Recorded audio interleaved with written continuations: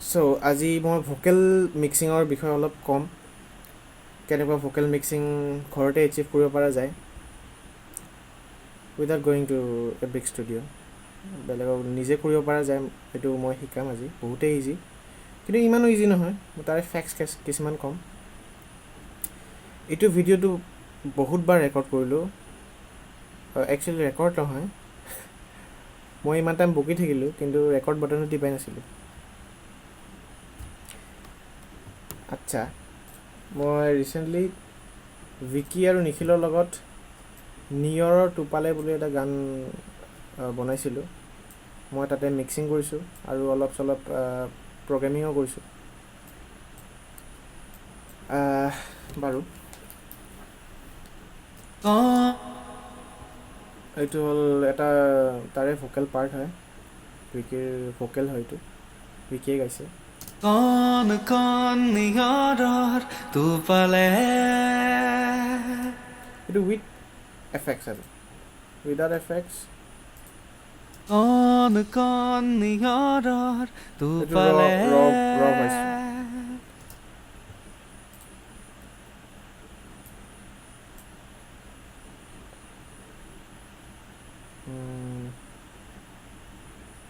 ঠিক আছে, কি কৰিছোঁ ইয়াতে কি ইউজ কৰিছোঁ ক'ম। জাষ্ট এইটো ছেকেণ্ড, এইটো নাই।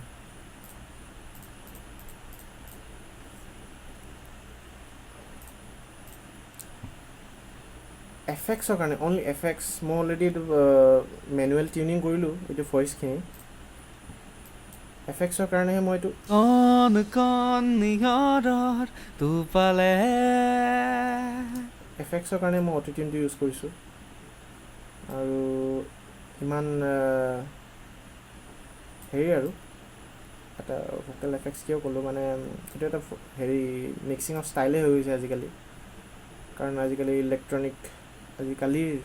ইলেক্ট্ৰনিক নিউ জেনেৰেশ্যন গানবিলাক মেক্সিমামৰ মানে একদম শ্বাৰ্প, মানে হেৰি থাকে,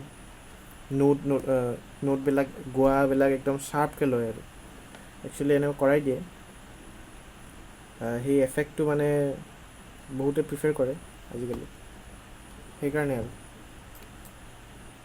এইটো উইথ অটোটিউন কণ কণ নিয়ৰৰ টোপালে আৰু উইথ কণ উইদাউট কণ অটোটিউন আৰু এইটো উইথ অটোটিউন। নিয়ৰৰ টোপালে অটোটিউন কেতিয়া ইউজ কৰিব লাগে, যেতিয়া মানে যদি এফেক্টছ লাগে এফেক্টছ হিচাপে, বা টিউনিং কৰিব লাগে, চিম্পল। কিছুমান নোটবিলাক কাৰেক্টলি নালাগেতো, এজ এ হিউমেন বিং পূৰা নোটত গাব নোৱাৰে, যিমানে ভাল ছিংগাৰ নহওক কিয়। ফুল্লি একদম পাৰফেক্টলি একদম ফ্ৰিকুৱেঞ্চি হিচাপত চাব গ'লে একদম টাচ নহয় সেই নোটটো। সেইকাৰণে এই অটোটিউন প্লাগিনটো কি কৰে, সেইটো মানে সেই নোটত মানে টাচ কৰাই দিয়ে আৰু জোৰ জবস্তি লৈ যায়। বাৰু, এইটো এটা হেৰি। আৰু এটা আৰু একচুৱেলি মই ভোকেল প্ৰচেছিঙত কম্প্ৰেছৰ ইউজ কৰোঁ, বা মাল্টিবেণ্ড কম্প্ৰেছৰ, সেইখিনি আৰু ইকিউ এটা ইউজ কৰোঁ, চিম্পল। এইকেইটা তিনিটা বস্তুৱে লাগে যদিহে দৰকাৰ পৰিছে। ভোকেলটো বোলে অলৰেডি মানে ইমান ধুনীয়া, সেইটো কথা কৈলোঁ।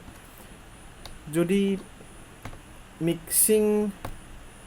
মিক্সিঙত ইমান ধ্যান দিব নালাগে, মানে কেতিয়া হ'ব, যেতিয়া ভোকেলটো ভালকৈ ৰেকৰ্ডিং কৰা আছে, একদম ষ্টাৰ্টিঙত একদম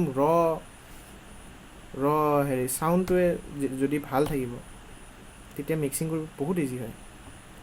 বোলে ছিংগাৰজনে বোলে টিউনত গোৱাই নাই, তেতিয়াহ'লে মেনুৱেল টিউনিং কৰি উঠাই থাকিব লাগিব বহুত, আৰু কি বোলে অটোটিউন ইউজ কৰিব লাগিব বহুত বেছি মাত্ৰাত।